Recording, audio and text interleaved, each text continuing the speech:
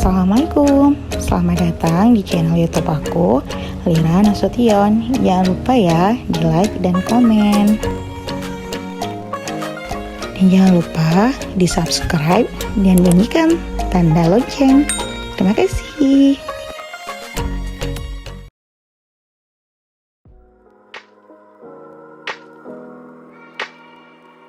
Hai, ini adalah mind mapping dari etika publik.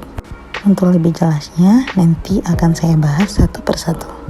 Sebelumnya, definisi dari etika publik adalah merupakan refleksi tentang standar norma yang menentukan baik atau buruk, benar atau salah perilaku, tindakan, dan keputusan untuk mengarahkan kebijakan publik dalam rangka menjalankan tanggung jawab pelayan publik. Nah, untuk yang pertama adalah kode etik dan perilaku pejabat.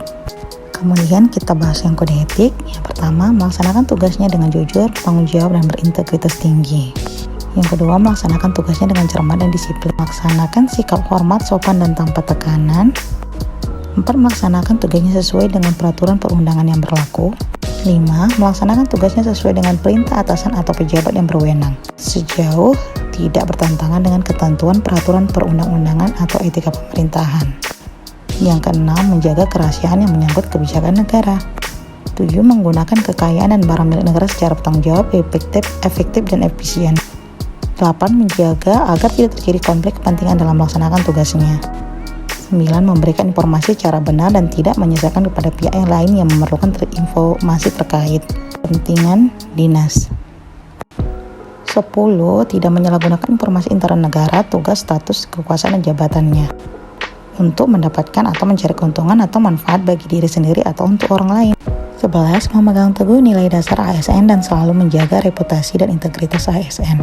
Yang terakhir, melaksanakan ketentuan peraturan perundang-undangan mengenai disiplin pegawai ASN. Nah, setelah kita tahu etika publik, kode etiknya, kita harus tahu nilai dasarnya. Nah, nilai dasarnya itu ada memegang teguh nilai-nilai dalam ideologi negara Pancasila, setia dan mempertahankan Undang-Undang Dasar Negara Kesatuan Republik Indonesia 1945. 3. Menjalankan tugas secara profesional dan tidak berpihak. 4. Membuat keputusan berdasarkan prinsip keahlian.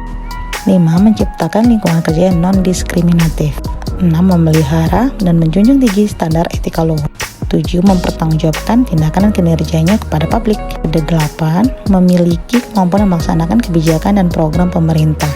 9. Memberikan layanan kepada publik secara jujur, tanggap, cepat, tepat, akurat, berguna, berhasil guna, dan santun. 10. Mengutamakan kepemimpinan berkualitas tinggi. 11. Menghargai komunikasi, konsultasi, dan kerjasama. 12. Mengutamakan pencapaian hasil dan mendorong kinerja pegawai. 13. Mendorong kesetaraan dalam pekerjaan. 14. Meningkatkan efektivitas sistem pemerintahan yang demokratis sebagai perangkat sistem karir. Kemudian ada 3 dimensi etika publik. Yang pertama adalah dimensi kualitas pelayanan publik. 2. Dimensi modalitas. Yang ketiga adalah dimensi tindakan integritas publik.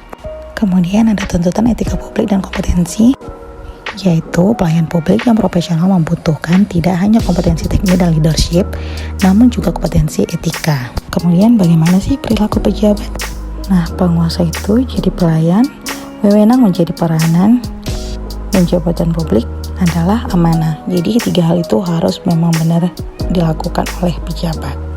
Kemudian ada bentuk-bentuk kode etik dan implikasinya. Pertama adalah pentingnya etika dalam urusan publik, yaitu norma etika yang berisi berbagai ketentuan dan kaidah moralitas memiliki perbedaan dalam sistem sanksi jika dibandingkan dengan norma hukum. Misalnya, jika para pemerintah maupun masyarakat sudah memiliki dasar norma etika yang kuat, ketaatan terhadap norma hukum akan mengikuti dan biasanya korupsi, penyalahgunaan kekuasaan, atau bentuk-bentuk penyimpangan lain tidak akan dapat dicegah sejak dini. Kemudian, sumber-sumber kode etik bagi ASN, Peraturan Pemerintah Nomor 11 Tahun 1959 tentang Sumpah Jabatan Pegawai Negeri Sipil dan Anggota Angkatan Perang. Kemudian, Nomor 21 Tahun 1975 tentang Sumpah Jabatan atau Janji Pegawai Negeri Sipil. Kemudian, Nomor 30 Tahun 1980 tentang Peraturan Disiplin Pegawai Negeri Sipil. Nomor 42 Tahun 2004 tentang Pembinaan Jiwa Korps dan Kode Etik Pegawai Negeri Sipil. Nomor 53 tahun 2010 tentang disiplin PNS. Nomor 5 tahun 2014 tentang aparatur sipil negara. Yang ketiga, legitimasi kebijakan terbagi atas legitimasi kekuasaan, sosiologis, dan etis. 4. Konflik kepentingan. Konflik kepentingan akan mengakibatkan penyalahgunaan kekuasaan, pengerahan sumber daya publik yang kurang optimal, dan peningkatan kesejahteraan rakyat terabaikan. Dan yang kelima, implikasi kode etik dalam pelayanan publik. Pembahasan yang terakhir adalah aktualisasi etika ASN. Yang pertama adalah pemanfaatan sumber daya publik. Kemudian adanya terpidana korupsi menjabat kembali, penerimaan tenaga honorer, pengunduran diri pejabat, pelanggaran hukum, absen sidik jari, konflik kepentingan dalam pengaduan, penegak hukum yang jujur, pemberian hadiah atau cinta mata, kebocoran UN, perbuatan tercela, pelantikan wali kota di penjara, whistleblower atau membocorkan informasi. Tidak dibenarkan untuk memakai mobil dinas ataupun mobil operasional pegawai ASN untuk mudik lebaran. Kemudian adanya pengisi atau daftar hadir hingga 1 bulan penuh ke depan padahal ASN tersebut tidak datang. Menerima hadiah atau cinta mata. Adanya pengangkatan tenaga honorer dengan cara nepotisme. Jadi contoh-contoh di atas adalah contoh yang tidak patut untuk diaktualisasikan etikanya sebagai seorang ASN.